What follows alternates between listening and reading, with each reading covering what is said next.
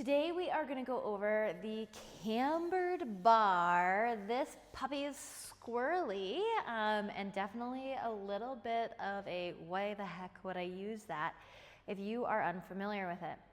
First and foremost, this bar is heavier. Depending on the model and the manufacturer, this one in our facility is 60 pounds.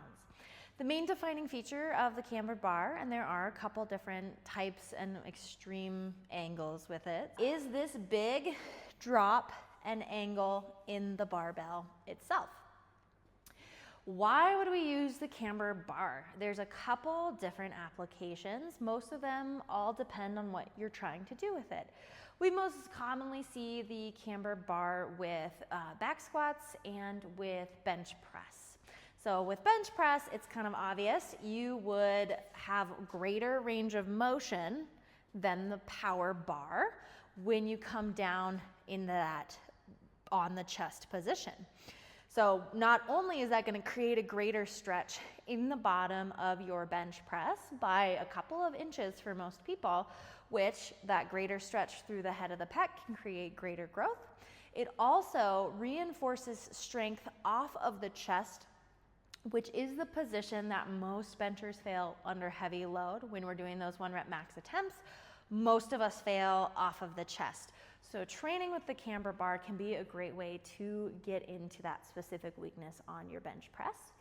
It also moves around a little bit, and so it forces you to engage your lats in your bench press and create your own tension with it and be really stable in your lift. If you don't, oftentimes you will find your shoulders kind of come forward or you will fail the lift. So it's kind of a good way to work on multiple weaknesses. You just need to be aware of why you're working and what, as is usually always the case. If you're gonna use this guy for squats, the main benefits to this guy is the angle takes a lot of stress and strain off of the elbows, off of the wrists in your squat position. So if you have mobility issues that are keeping you from loading heavy, it can be a great option to relieve pain on the elbows and on the wrists. The next benefit to using this guy with the squat would be it reinforces your upright torso positioning and your bracing in that squat. So similar to how the safety squat bar that we talked about last time reinforces that upright position for your squat, keeping you from going into good morning in your squat. The camber bar does similarly but different.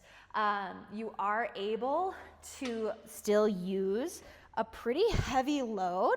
It's going to mimic the power bar squat, way more similar than the safety squat bar, but it's also going to drop the load just a little bit lower than a power bar would to bring that center of mass in just a little bit, enabling you to go a little bit heavier with that upright torso positioning and really focus in on bracing, upper back tension, relief on the joints, as well as being able to train that heavy load in that new position, reinforcing your brace.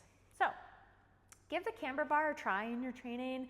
It can be fun to just kind of mess around with it on an upper body day, feel it out if you're wanting to try something different with your squats and reinforce your strength both off the chest and out of the hole in your squats.